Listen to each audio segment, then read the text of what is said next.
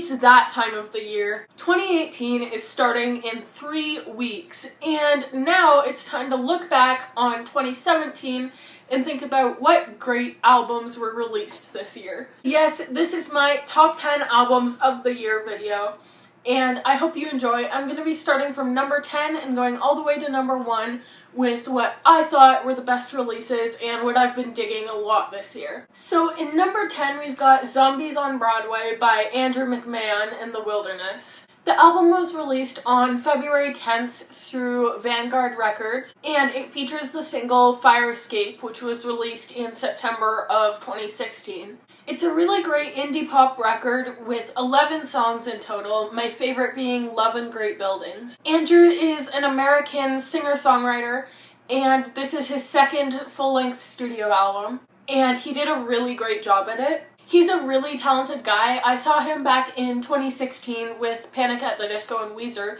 and I sort of fell in love with him that night, since before then I only really knew his song Cecilia and the Satellite, and I've been listening to him since, and he's really great, so give him a listen if you haven't already. This album is a masterpiece. You'll probably really like him if you're a fan of Vinyl Theater, Coin, or Night Riots. In number 9, I've got LANY's self-titled album, released on June 30th.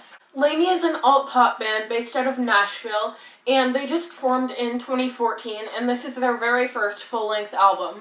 It was released through Polydor Records, and it features the single I Love You So Bad. My personal favorite song on the album is probably The Breakup, but I really love all of the songs, so it's hard to choose. They also just finished their tour to promote this album. You should definitely listen to them if you're a fan of dream pop, that type of genre.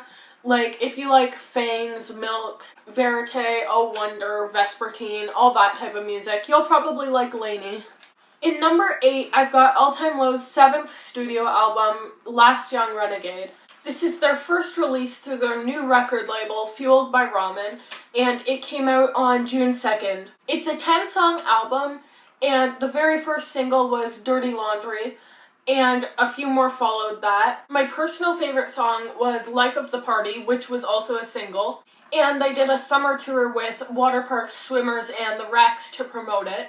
The album took a twist on what they've done before, and it delved more into the pop side of pop punk. And I really liked what they created here, and most other people did, although it was very unique and not quite what we were expecting. This album even includes a feature with the band Tegan and Sara, and if you haven't given this album a listen yet, please do. Number 7 on my list is All We Know of Heaven, All We Need of Hell by Paris. This one was released on August 25th. The original release date was August 4th, but they needed more time to work on the record. The first single, Heaven, was premiered back in April through BBC Radio. This is only the band's second full-length album. Their first one was White Noise, which was released back in 2014. I consider the genre pop rock, and my personal favorite song on the album is No Mercy, which is probably the most energetic song on the album, and especially hearing it live is full of energy. They embarked on a 1-month-long tour beginning in the end of September and going till the end of October to support the album across North America, and they're touring again, hitting up cities that they missed in the beginning of 2018, so make sure you don't miss that tour, and catch me at the Buffalo date. Number 6 is Hopeless Fountain Kingdom by Halsey. This one was also released on June 2nd through Astroworks Records. It is her second full-length album, and her single Now or Never and Bad at Love have increased her popularity a lot more than what it was during the Badlands era. She just finished her Hopeless Fountain Kingdom tour, which was in arenas this time as opposed to smaller venues.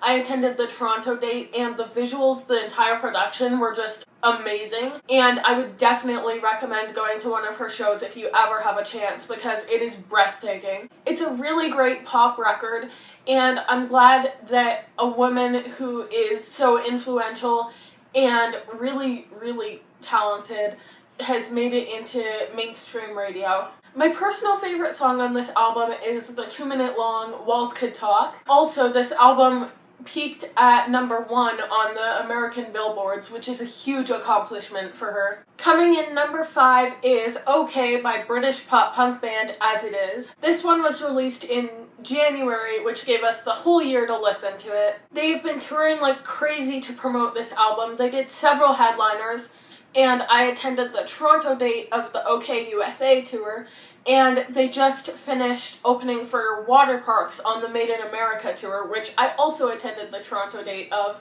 Again, this is their second studio album, and I'm really proud of them. It's such a great work of art. My personal favorite song is the album closer, which is an acoustic song called Still Remembering.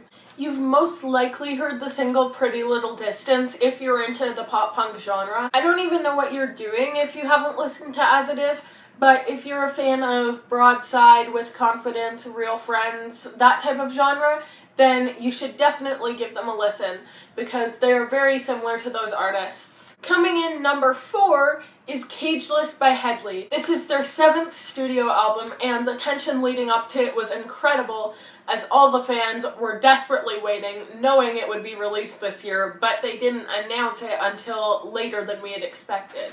This album is basically the end of their complete transition from pop punk to pop, as their first few records were definitely more heavy, and this one is one that you can hear on mainstream radio. Especially in Canada, you've most likely heard the singles Love Again, which was released in June, and Better Days, which was released in August. The full album came out on September 29th, which is also the day that tickets went on sale for their Cageless tour, which they're starting in February and March and hitting up lots of Canadian cities, probably one near you. And I'll be attending 3 dates of that tour, so if you live in the Ontario area, you might be going to the same show as me. It's also the band's first release without their previous drummer Chris and with their new drummer Jay. Chris made an official statement that he was leaving the band back earlier in this year, and he's now doing his own solo side project. My personal favorite song from the album is 17, and I'm really looking forward to hearing it live since Jake has already confirmed it's on the set list. In 3rd place, and basically the reason why I had to rewrite this list that I already had pre-written, is Sunday Brunch by Chapel. This one was released on November 17th, and it's their debut EP featuring 7 songs, and they are so incredibly talented. Please support them. They are so amazing, and they're definitely going to break through soon. They just finished the Made in America tour with Waterparks, As It Is, and Sleep on It, and I was really happy that the album came out before my date of the tour, because then I could yell out all the lyrics and support them the whole time. My personal favorite from the album is Miss Monogamy, but I also love Cindy White, and it's really hard to choose between the two. The genre is pop rock, but more on the pop side, I would say. And they also just released their brand new music video for Don't You Love Me, so you should check that out if you haven't listened to them yet. Their only singles out before this album was released were Caught Up, We've Got Soul, and Fool's Gold. So this album gives us a few more songs to get to know them better. Carter and Courtney are also 2 of the sweetest people you'll ever meet, so please give them a listen. You won't regret it. Number 2 is Lovely Little Lonely by The Maine. This is their 6th full-length album, released through their own record label, 8123. The single Bad Behavior was released in January, and Black Butterflies and Deja Vu was released in March. The full album was released in the very beginning of April, and my personal favorite off the album is Black Butterflies and Deja Vu, but I also really love How Do You Feel, which is also their most recent single/music video from the album. They went on the Lovely Little Lonely tour and the Modern Nostalgia tour to promote it, and sadly I couldn't make it out to either of them, but I really hope to see them live one day. This album also reached number 32 on the Billboard, which is super cool for them. It's a really great pop rock record, and if you've been sleeping on The Maine, stop, listen to this album. It's incredible. And number 1. This one surprised me. I really was not expecting it to rank this high in my year-end record roundup thing, but wow, I was blown away the first time I listened to this record. So number 1 is Rainbow by Kesha. This is her first release after the legal battles with allegations against her previous manager, Dr. Luke. This one was released on August 11th. It features the singles Praying and Learn to Let Go. This album is so incredible because instead of being all angry about what happened to her, she's actually taking it and making this beautiful art with it, like teaching people how to let go of their past, saying that she's praying for him that he gets better. Like, I just think that she has such a great soul, and it really shows inside this album. She is a very strong woman, and listening to the lyrics on this album, you can really tell that. I am in love with every single song on this album, but my personal favorite is Spaceship. It's only her third studio album, but it's the first one that sort of explores the pop rock genre as opposed to pop/electronic. She went on the Rainbow Tour, which was really hard to get tickets to, and I wanted to go so bad, but unfortunately couldn't. I'd really love to see her live one day, as I've listened to her since I was just a kid, and after hearing this album, I fell even more in love with her. There were several other absolutely incredible albums that were released this year that I had a really tough time narrowing down and out of this list. But if you follow my social medias, I'm on Twitter and Instagram and Facebook, and I even have my own website now. You will be able to hear a lot about my music tastes and what other genres that I've been loving. Please check out my website if you're new or if you already have. I am going to be posting a lot more often now that I have this website because I can now do interviews with artists without actually having to physically meet up with them. I'm also going to be posting some reviews on there and eventually some artist recommendations. So far I've got 2 interviews up and 1 review of the brand new Mariana's Trench song, but I will be posting more interviews. I've got 3 more underway right now, and I've got some more that I'm going to be asking the artists to do soon. So keep an eye out on my page. Thank you for watching. You guys are the best. It's been a really incredible year, and I'm so thankful that you guys have been supporting me non-stop throughout the 6 months that I've had this channel. It really means a lot. I hope you enjoyed this video. And please comment below what your top 10 favorite albums of the year are.